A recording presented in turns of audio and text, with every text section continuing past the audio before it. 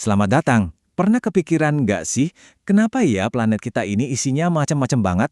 Dari hutan yang lebat, sampai gurun yang sepi, variasinya tuh kayak nggak ada habisnya. Nah, dalam ulasan kali ini, kita akan coba mengungkap misteri di balik keragaman kehidupan yang luar biasa di bumi. Oke, kita mulai dari pertanyaan paling dasarnya dulu deh. Kenapa satu tempat bisa penuh sama ribuan jenis tumbuhan dan hewan, sementara tempat lain kelihatannya lebih sederhana? Ini nih, teka-teki utama yang bakal kita coba pecahkan bareng-bareng. Dan ternyata para ilmuwan itu punya loh cara yang keren banget buat ngejelasin ini semua. Dan ini dia kata kuncinya, keanekaragaman hayati atau sering juga disebut biodiversitas. Ini tuh bukan cuma istilah ilmiah yang ribet loh, ini sebuah konsep yang bantu kita buat paham variasi kehidupan dalam 3 tingkatan yang jelas banget. Dari yang paling kecil di level DNA, lalu interaksi antar makhluk hidup, sampai ke lingkungan tempat mereka tinggal. Oke, ini dia peta perjalanan kita. Kita bakal mulai dari gambaran gedenya, terus kita zoom in kayak ilmuwan beneran, menyelami dunia genetik, spesies, dan ekosistem. Dan sebagai puncaknya, kita bakal jalan-jalan keliling bioma-bioma paling ikonik di bumi. Gimana? Udah siap? Yuk, kita mulai.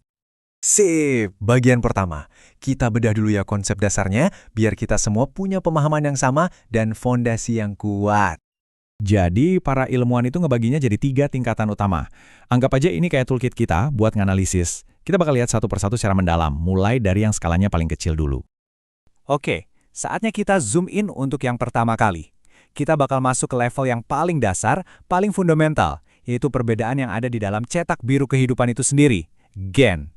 Coba deh, kita ambil contoh yang kita semua pasti tahu, mangga. Ada mangga gedong gincu, mangga apel, mangga gadung. Percaya atau enggak, mereka semua itu spesies yang sama, Mangifera indica. Perbedaan gen di antara mereka lah yang bikin ada rasa, warna, dan bentuk yang unik. Nah, inilah dia kekuatan dari keanekaragaman genetik. Oke, sekarang kita zoom out satu level. Kalau tadi kita lihat variasi di dalam satu spesies, sekarang kita geser ke perbedaan antar spesies yang beda-beda tapi hidup bareng di satu tempat atau komunitas. Coba deh lihat keluarga kucing besar ini. Ada harimau, singa, macan tutul, dan jaguar. Mereka semua ada di genus yang sama, yaitu Panthera, yang artinya mereka ini kerabat dekat. Tapi mereka adalah spesies yang beneran beda, dengan adaptasi dan perilaku yang unik.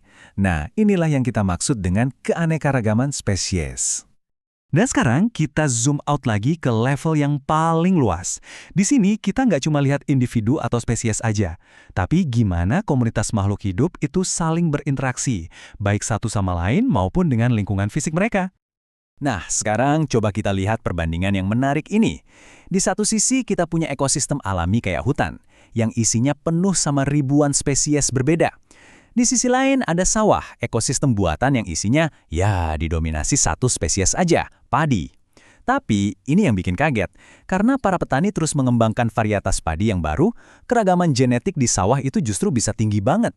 Ini nunjukin ada semacam pertukaran yang menarik antara keragaman spesies dan Oke, sampai juga kita di bagian terakhir dan yang paling seru. Kita bakal tur kilat keliling dunia nih. Kita akan lihat gimana ketiga level keanekaragaman yang udah kita bahas tadi muncul di ekosistem darat raksasa yang kita sebut bioma. Oke, sebelum kita mulai turnya, ini definisi singkatnya ya. Bioma itu intinya ekosistem skala super besar, di mana tumbuhan dan hewannya punya karakteristik yang mirip-mirip karena iklim regionalnya sama. Sip, ayo berangkat! Pemberhentian pertama kita, hutan hujan tropis, yang sering disebut paru-paru dunia. Di sini tuh lembab dan hangat sepanjang tahun, jadi semua kehidupan seolah berlomba-lomba buat dapetin sinar matahari. Makanya ada lapisan-lapisan vertikal. Dari lantai hutan yang gelap sampai ke kanopi yang super rame, tiap level itu jadi rumah buat makhluk yang beda-beda, seperti monyet yang lincah atau burung makau yang berwarna-warni. Lanjut, kita ke sabana yang super ikonik. Coba bayangin deh, padang rumput yang luas banget dengan pohon-pohon akasia yang khas. Karena iklimnya lebih kering, rumput jadi yang paling dominan di sini. Dan ini jadi panggung yang sempurna buat drama kehidupan mamalia-mamalia besar, kayak gajah, jerapah, dan para predatornya. Nah, ini mirip sabana, tapi hampir nggak ada pohonnya sama sekali. Ini dia, padang rumput. Curah hujannya lebih sedikit lagi, jadi yang ada cuma lautan rumput sejauh mata memandang. Tapi jangan salah ya, walaupun kelihatannya simpel, tanahnya itu subur banget. Makanya bioma ini sering jadi lumbung pangan dunia dan rumah buat hewan-hewan penggali. Sekarang kita sampai di lingkungan yang paling ekstrim, gurun. Wah, ini curah hujannya minim banget dan suhunya bisa ekstrim. Di sini, cuma yang paling tangguh yang bisa bertahan hidup. Tumbuhan kayak kaktus misalnya, mereka jago banget nyimpen air.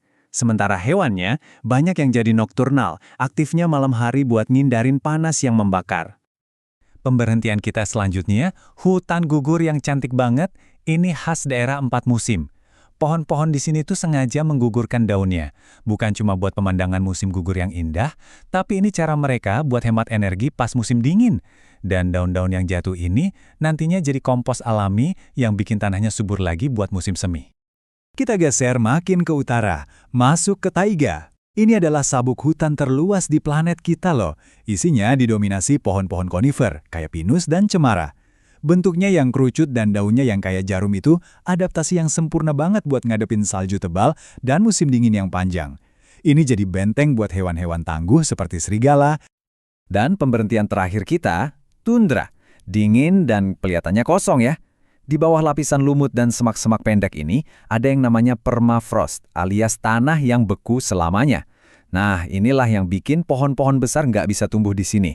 Cuma hewan dengan adaptasi super khusus, kayak karibu dan rubah kutub, yang bisa bilang tempat keras ini adalah rumah mereka. Nah, jadi kita sudah melakukan perjalanan dari level kode genetik sampai ke ekosistem global. Sekarang pertanyaannya untuk Anda semua. Dari 3 level itu, gen, spesies, dan ekosistem, mana sih yang menurut Anda paling penting untuk dilindungi? Mungkin jawabannya adalah ketiganya itu saling nyambung dan nggak bisa dipisahkan ya. Pilihan yang kita buat hari ini akan sangat menentukan masa depan kehidupan di planet kita ini.